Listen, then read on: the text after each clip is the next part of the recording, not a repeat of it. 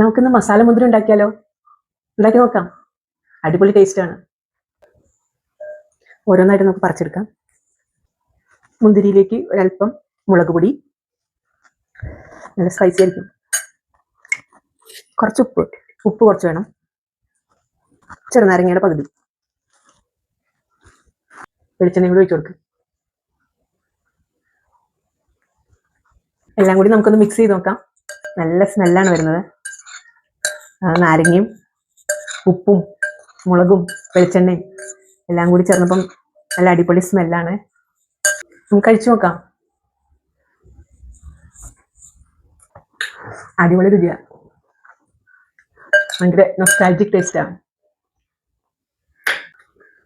മുന്തിരിയുടെ ചെറിയൊരു മധുരവും പിന്നെ ലെമണിൻ്റെ ചെറിയൊരു പുളിയും എരിവും അടിപൊളിയാണ്. എല്ലാവരും ഉണ്ടാക്കി നോക്കണേ.